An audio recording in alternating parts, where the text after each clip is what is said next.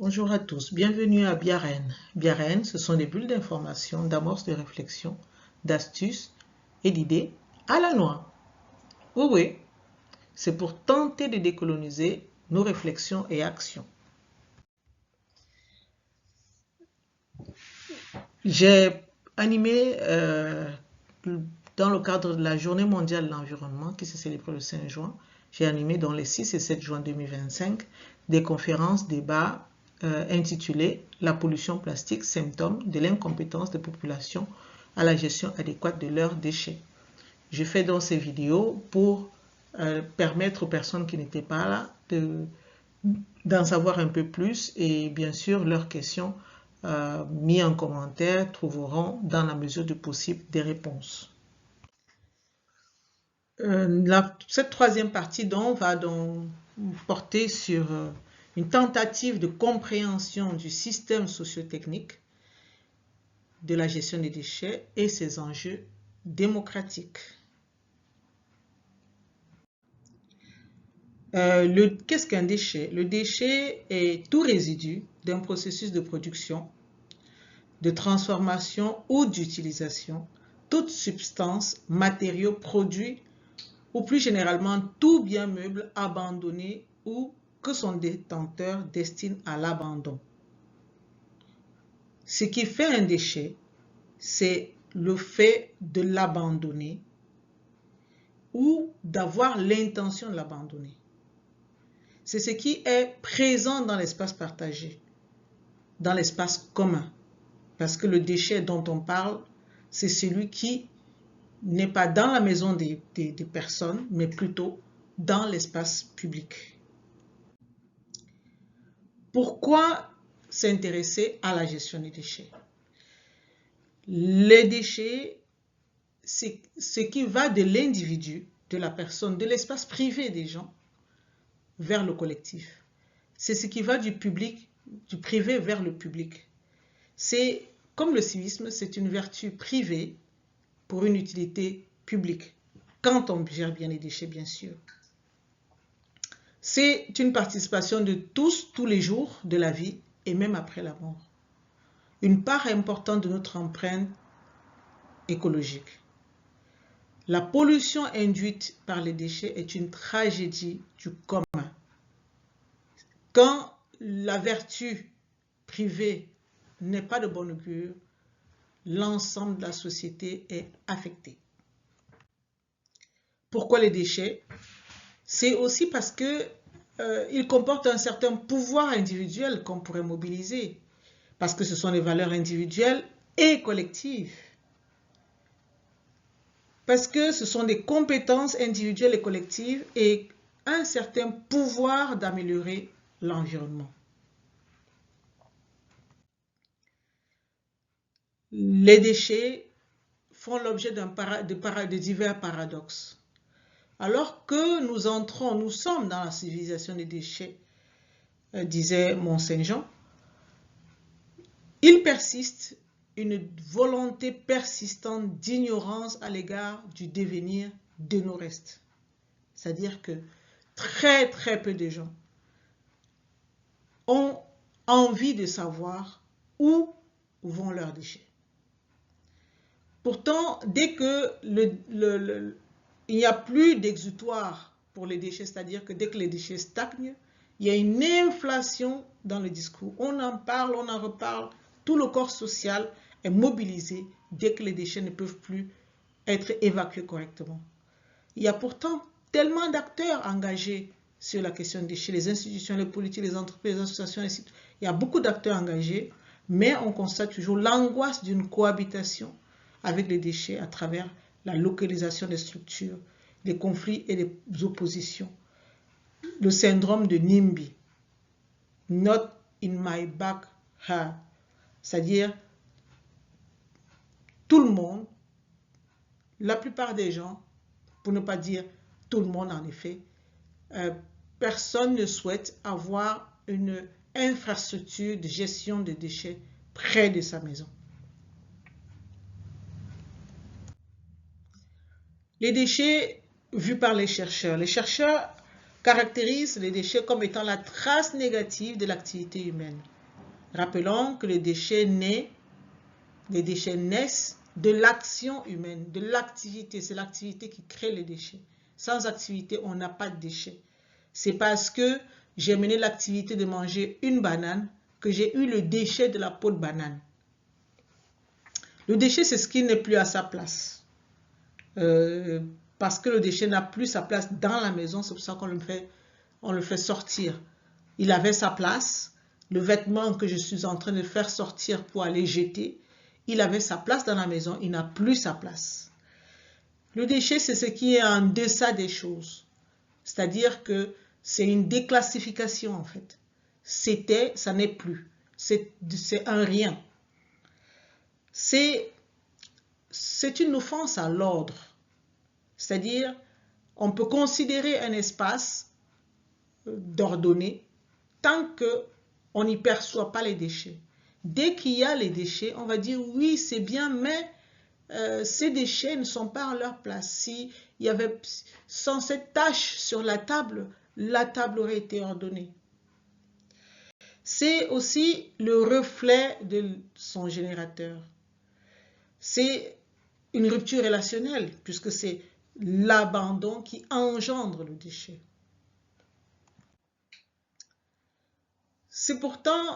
Le déchet est pourtant un indice social de référence. Victor Hugo lui disait, le tas d'ordures a cela pour lui qu'il n'est pas menteur. Cette sincérité de l'immondice nous plaît. C'est-à-dire que si j'ai mangé la banane, on trouvera la peau de banane. La peau de banane va être là pour dire la vérité de ce qui s'est passé. Si j'ai mangé des crevettes, on trouvera ce qui reste des crevettes.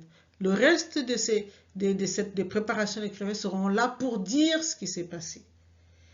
C'est pour ça que Victor Hugo invitait les chercheurs, l'observateur social, à entrer dans son ombre, dans ses ombres, et de faire de ces espaces-là leur laboratoire. Il y a eu des chercheurs en sociologie qui ont voulu faire des déchets des indicateurs sociaux totaux. Parce qu'ils se sont dit, à partir des déchets, on peut mieux se saisir d'une société. Ça n'a pas beaucoup fonctionné parce que dans le milieu universitaire, la question des déchets n'est pas une question bien vue. Le déchet, c'est, comme je l'ai dit plus haut, comme un auteur l'a dit plus haut, le reflet de son générateur. Jean Baudrillard le disait, « Dis-moi ce que tu jettes, je te dirai qui tu es. » Le déchet est une répulsion dans la recherche académique. Ce mot n'est pas de moi, je ne l'aurais peut-être pas utilisé, mais des auteurs qui ont travaillé sur la question des déchets l'ont utilisé en disant « Faire du déchet son objet d'étude n'est pas simple. C'est se confronter au dégoût, à la répulsion, celle des autres qui ne manquent pas de porter un regard au pire méprisant, au mieux compatissant sur cet étrange intérêt. Quiconque étudie de telles choses, le tabou et l'inceste concernant Freud, mais la question des déchets, se voit considéré comme à peine moins inconvenant que celui qui fait réellement les choses inconvenantes.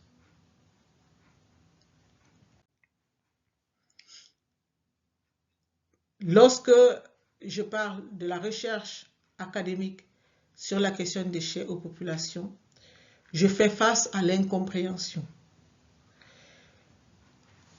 La légitimité de cette recherche est contestée, est socialement contestée. Il y a d'ailleurs une personne qui m'a dit, ils n'ont plus rien à étudier à l'université que d'étudier comment on s'occupe des déchets. C'est aussi parce que la question des déchets, c'est comme la question de la culture ou de l'éducation. Tout le monde y a pris part et tout le monde a un point de vue là-dessus.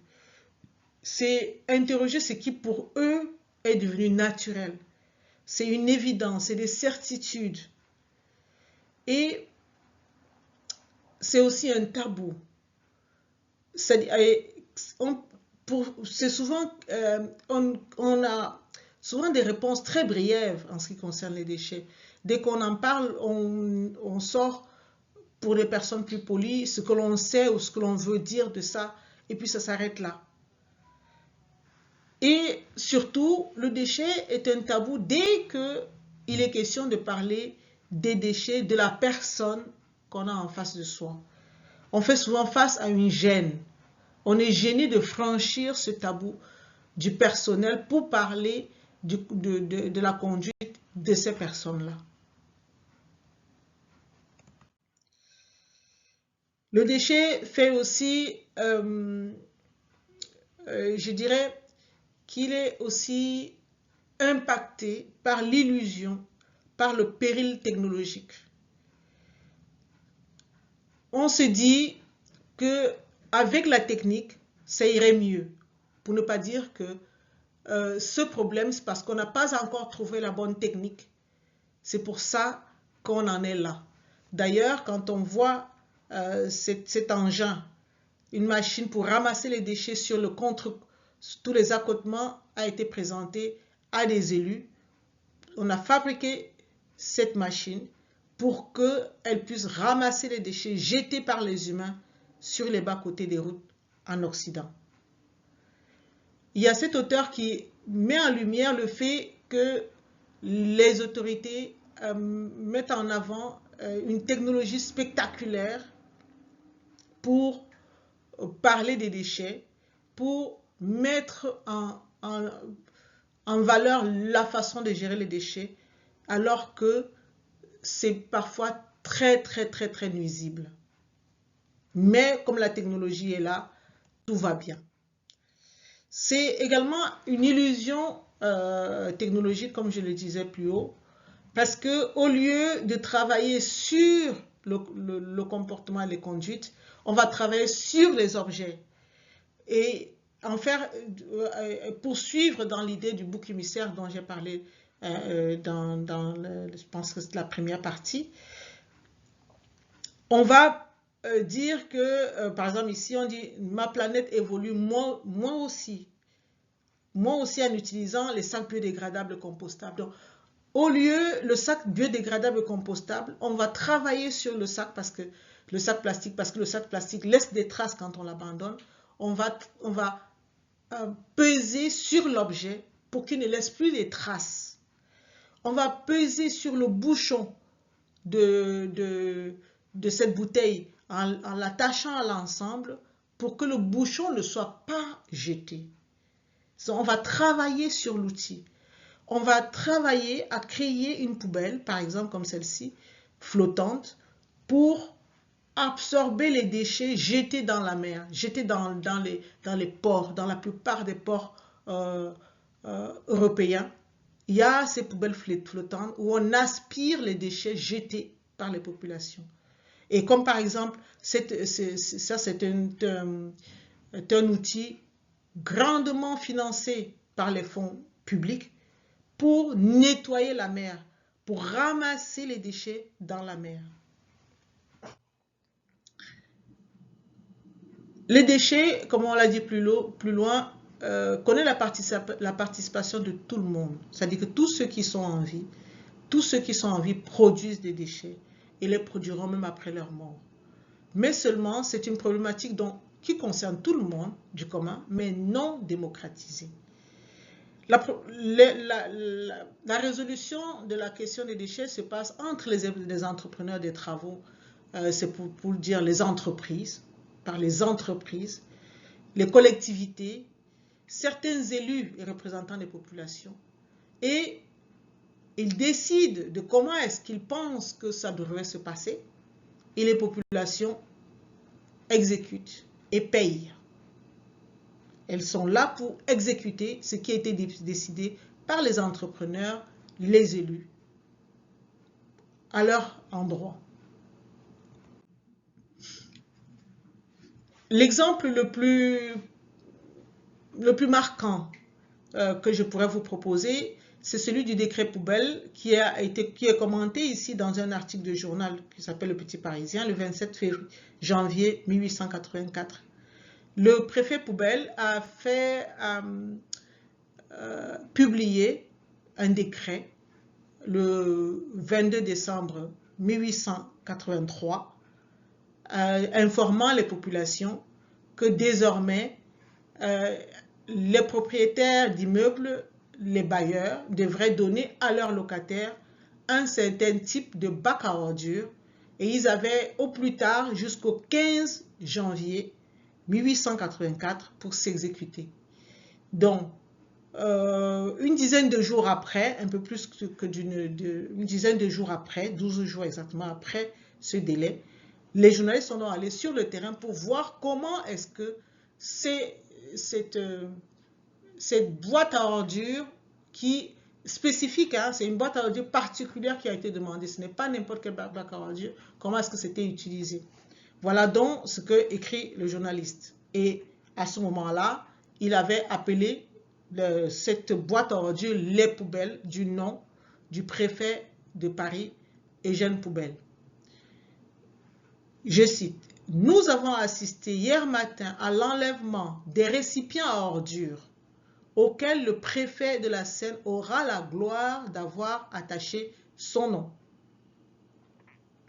Lorsque les agents du service de nettoiement se sont trouvés en présence de ces boîtes perfectionnées, il leur a été impossible de les soulever pour les vider dans les tombereaux. Ils ont dû répandre le contenu sur la chaussée pour l'enlever ensuite à la pelle. Cela n'est-il pas admirable? Et c'est pour imposer ces boîtes, M. Vandel-Rousseau l'a dit à la tribune, qu'on a mis Paris en émoi. Ce récipient, breveté, patenté, conforme au modèle officiel, est le premier mot du progrès. Les ingénieurs de l'administration l'ont dessiné, décrit, mesuré et jaugé. Il est hygiénique, il est profond, il est imposant, il est même coûteux. Seulement, il ne peut servir à rien. Donc, ces récipients à ordures ont été pensés et imaginés par les ingénieurs de l'administration, fournis, produits par les entrepreneurs, par le secteur privé, pour que les populations en prennent la charge. Même les agents de service de nettoiement n'ont pas été associés. Ils n'ont pas été associés à la décision. Alors que c'est eux qui allaient manipuler ces outils, ils n'ont pas été associés.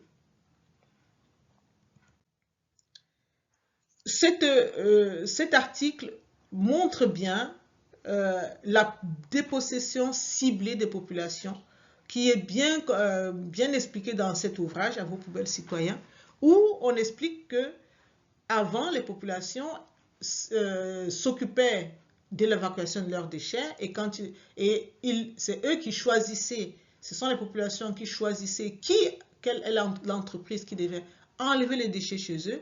Donc du coup, ils pouvaient avoir leur mot à dire si c'était pas bien fait ou c'était bien fait. Mais malheureusement, progressivement, l'administration s'est interposée alors que d'après cet ouvrage, ça fonctionnait assez bien, les contrats étaient respectés. Mais l'administration, au lieu de laisser faire, elle s'était imposée et a imposé à tout le monde de payer plutôt à l'administration qui va décider de la personne qui va s'occuper de l'enlèvement sans que la population n'ait plus rien à dire. C'est une dépossession du citoyen, de sa responsabilité, de son engagement, de son devoir, de son désir de s'occuper de ses restes.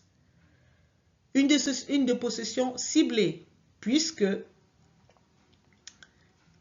une fois que le déchet est dans l'espace public, il ne vous appartient plus. Mais si il est mal posé dans l'espace public, si pour une raison ou pour une autre, ce que vous avez posé dans l'espace public n'a pas à y être, vous êtes quand même puni par rapport à ça.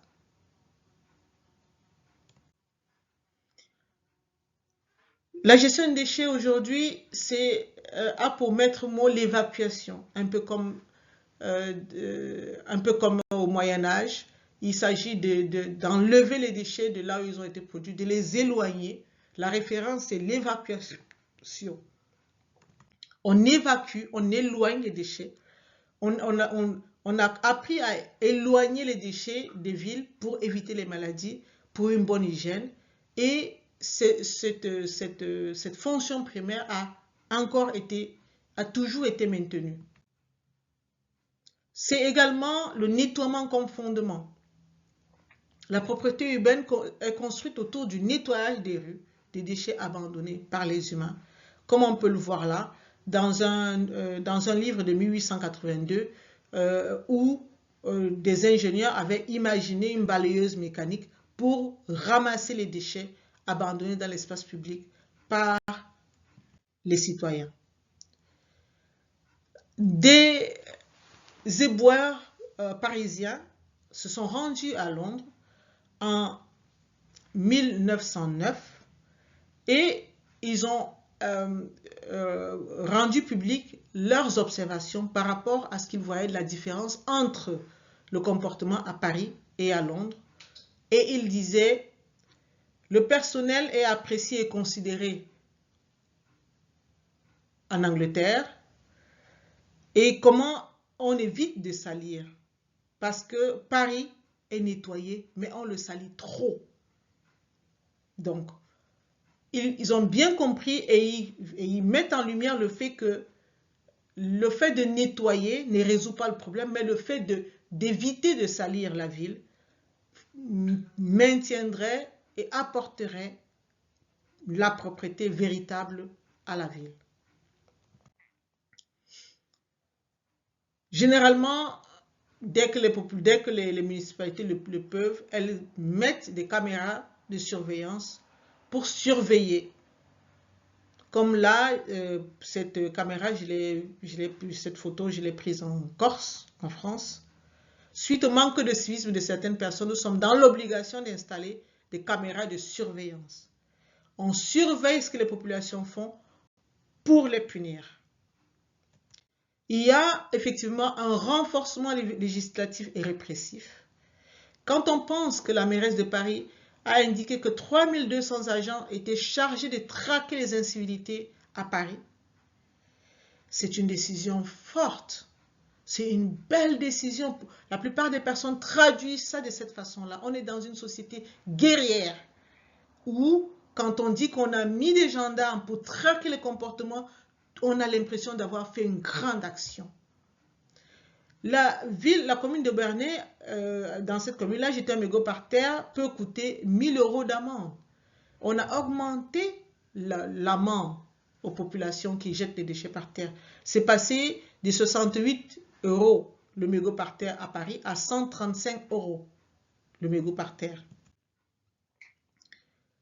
Je vais bien, mais qui surveille ceux qui nous surveillent? Là, par exemple, ce sont les mégots devant un commissariat de police, jetés par les policiers, et les policiers ont la latitude de punir quelqu'un qui jette des déchets dans l'espace public.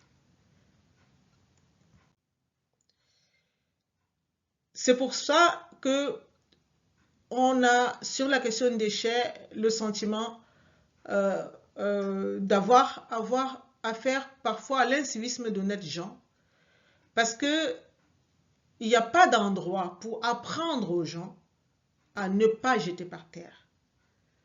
Je ne parle pas d'informer les gens, je ne parle pas de communiquer. Je dis, on apprend aux gens à ne pas jeter par terre. Mais par contre, alors qu'il n'y a pas d'endroit pour apprendre aux gens à jeter par terre, on se permet de les punir. Alors que les personnes même qui punissent ne font pas ce qu'elles reprochent aux autres. Ça veut dire qu'il n'y a aucun corps, que ce soit au niveau des mairies, de la police, de la gendarmerie, de l'armée, de l'administration, de la haute administration. On peut encore trouver ces comportements d'abandon des déchets par terre, mais de plus en plus, il y a des lois pour punir des gens. Et ce qui donne donc ce sentiment d'abus de civisme, D'ailleurs, Gareth Hardin le disait, qu'il fallait être prudent dans la législation par rapport à la question des communs, des comportements, des conduites humaines. Mais cette prudence n'est pas menée et l'éducation même pour arriver au comportement et conduite désirée n'est pas non plus mis en œuvre. On constate une gestion confidentielle, une prise en charge cachée, opaque. Là où on gère les déchets, le citoyen n'a pas accès. Il n'a pas accès. Et même le coût est caché. Lesquels coûts sont exponentiels. Ils sont de plus en plus chers avec le monopole de multinationales. Qui dit multinationale dit capitaliste.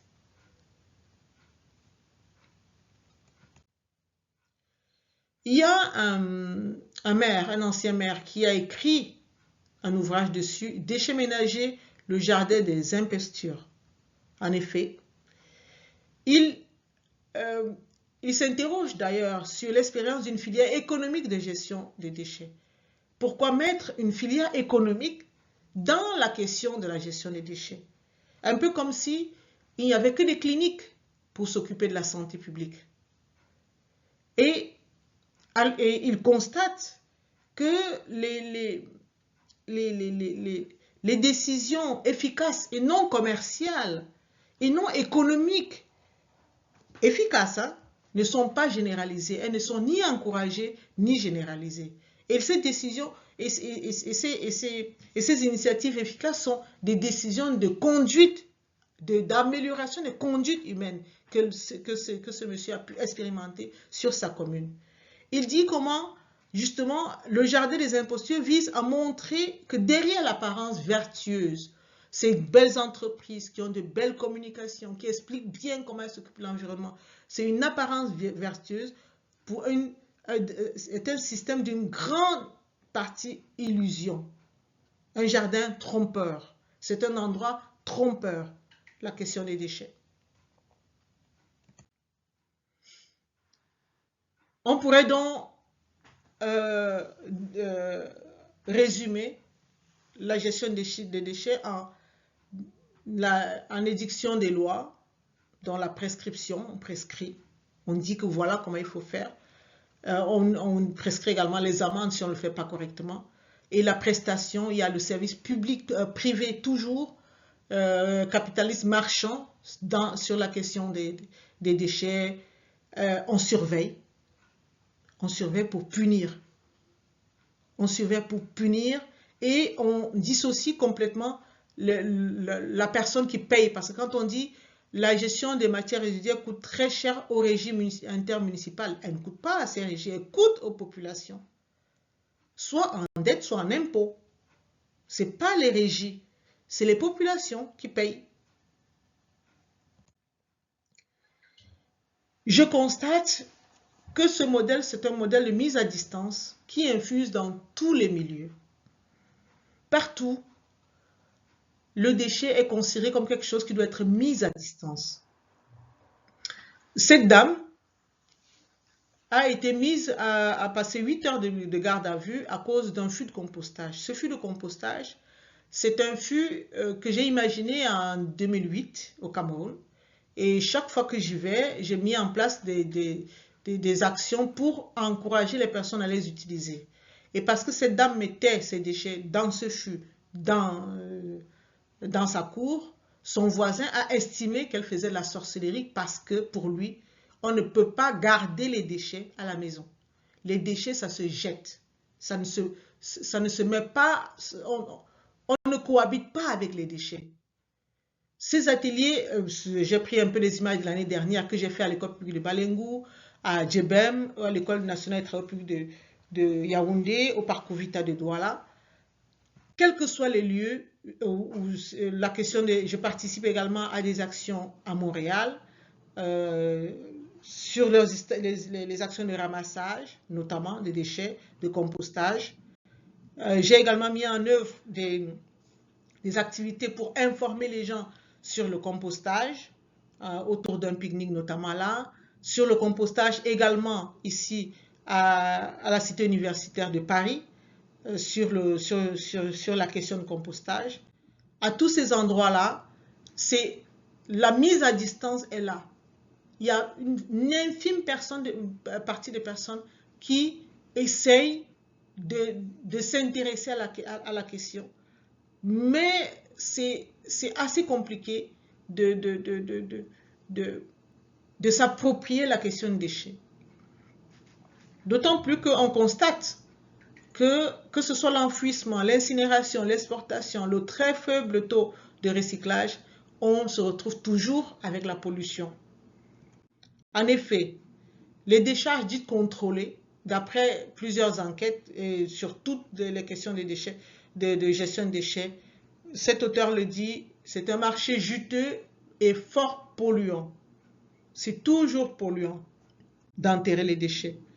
Que ce soit par incinérateur, ça c'est un incinérateur, c'est-à-dire qu'on brûle les déchets là dans cette usine, on les brûle, on rebrûle la fumée pour que ça sorte là. C'est brûler complètement les déchets, réduire le volume et parfois pour produire l'électricité ou le chauffage.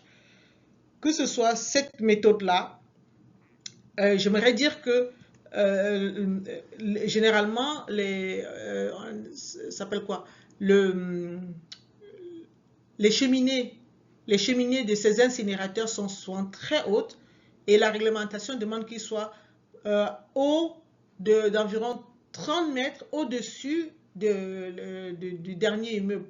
C'est souvent ça en fait, que ce soit le plus haut possible pour justement que les rejets là aillent dans la stratosphère, c'est-à-dire qu'ils aillent très haut dans les vents intercontinentaux en fait.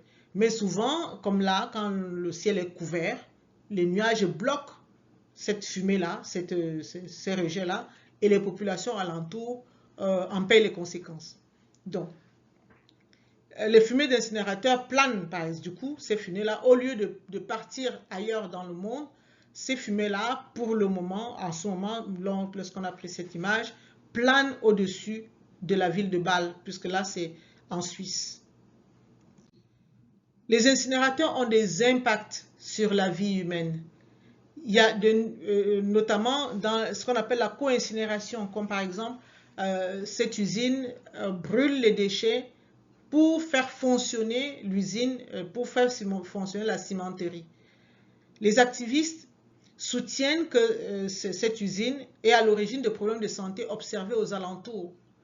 Parce que partout il y a l'incinérateur, partout il y a des problèmes de santé. Il y a vraiment beaucoup d'ignorance voulue sur l'impact des incinérateurs. Mais il y a quelques recherches dessus. Et un groupe d'activistes ont prouvé qu'il y a 4 fois plus d'attaques cardiovasculaires autour d'un incinérateur. Et en face, on a essayé de les faire passer pour des fous, explique un cardiologue. L'entreprise n'a pas accepté des visites inopinées. Ils n'ont pas voulu qu'on vienne de manière inopinément, sans prévenir, mesurer le taux de polluants qui sortent de leur usine. Et ils ont négocié pour avoir la possibilité de passer au gaz naturel comme combustible à la place des déchets lorsqu'il faudra venir mesurer la qualité de la fumée qui sort de cette usine-là. Donc, c'est tellement peu honnête, peu rassurant, la vérité et la réalité sur les impacts effectifs des incinérateurs. Et malgré tout, alors que la loi demande que cette usine communique les chiffres des polluants qui sortent de leur usine, il a fallu aux activistes d'aller au tribunal pour tenter d'obtenir les informations.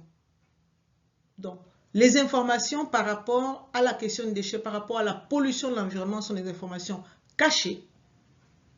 Ils sont cachés et quand bien même on veut essayer d'en savoir plus dans le réel, dans le concret, dans l'inopiné, les entreprises se protègent et protègent leurs activités du regard des populations par rapport à leurs activités financées par les populations pour polluer les populations au final. C'est donc un modèle qui est insoutenable financièrement parce que le coût est toujours exponentiel et beaucoup de villes prennent sur d'autres budgets pour soutenir la question des déchets. Insoutenable financièrement et inefficace puisqu'à la fin on se retrouve avec une grande partie de pollution mais qui s'exporte et s'impose. Ce modèle-là, c'est le modèle que l'on exporte et on impose. Comme par exemple, j'ai vu ce communiqué sur Internet, publié en 2018, où on nous informe que 23 000 foyers du département du Nord auront de meilleures conditions environnementales et sanitaires grâce à un programme de gestion et d'élimination définitive des déchets solides. 33,5 millions de dollars étaient prévus pour les déchets solides à Haïti pour 23 000 foyers pour bien gérer leurs déchets. Qu'est-ce que le projet promettait justement? Des infrastructures nécessaires de gestion intégrale des déchets solides. Il promettait le compostage, le recyclage, une décharge, des activités d'éducation à l'environnement, une subvention de la Banque mondiale renforcée par un cofinancement de l'Agence française de développement et d'1,3 million de fonds propres apportés par le gouvernement d'Haïti. C'était ça le projet. Oui, le projet. Seulement 4 ans après, il a fallu que l'organisation EcoVert Haïti demande les comptes sur les 33,5 millions de dollars du projet de gestion des déchets solides. Parce que l'argent a été décaissé, mais le projet n'a pas été réalisé. C'est très curieux de savoir que des fonds publics ont disparu. Les chiffres ont été... c'est-à-dire, je sais la difficulté de toucher de l'argent public sans... il faut remplir des tonnes de papier, de contrôle et de surcontrôle. Mais là, on a 33 millions de dollars qui sont partis des mains des États-Unis et une partie des mains de la France. Et il n'y a rien. Rien ne s'est passé. Et il a fallu que cette organisation demande des comptes. Ils ont demandé des comptes par rapport à ça. Et quand ils ont demandé les comptes, il y a eu des travaux pour sécuriser le site. Il y a une clôture qui a été réalisée à ce jour. On a fait la clôture, mais il n'y a pas d'infrastructure. D'infrastructure, comme je le disais, inefficace. C'est toujours le cas encore aujourd'hui. Il y a 2 jours, par exemple, l'Association internationale des maires francophones a lancé un appel à projet pour le Cameroun de développement d'une filière de gestion de boues de vidange. Les boues de vidange, ce sont les boues des fosses septiques. Ils ont lancé un appel à candidature, un marché public qui va être financé pour nourrir un modèle. Parce que le modèle qu'on a, c'est on fait des fosses septiques, étant donné qu'on n'a pas le réseau de collecte. On fait des fosses septiques, après on récupère les déchets humains et on va mettre dans un endroit qu'on traite. À aucun moment, on ne propose, on ne fait connaître d'autres modèles, notamment le fait d'utiliser les toilettes sèches. Aucune population n'est au courant de ces autres modèles-là. Ces modèles-là ne sont pas promus alors qu'ils sont efficaces. On préfère ces modèles-là qui polluent, qui sont inefficaces et qui coûtent très cher aux populations. Nous sommes donc arrivés à la fin de cette partie 3 qui a porté sur la tentative de compréhension, ou du moins ma présentation de ma compréhension du système socio-technique de la gestion des déchets et ses enjeux démocratiques. Et en résumé, donc, je dirais que les déchets se définissent par l'abandon. C'est une création du privé vers le commun. Parmi les tragédies identifiées par Gareth Hardin, les déchets sont associés à la déchéance dans notre société. Ce sujet n'est pas facile à porter dans le milieu académique. La gestion des déchets est traversée par le péril technologique, l'illusion d'une résolution uniquement par ce moyen. La gestion des déchets est presque partout non démocratique. Les populations sont dépossédées de leur participation. Les coûts de gestion sont exponentiels. La législation et la répression se renforcent partout, se renforcent autour du non-respect des règles.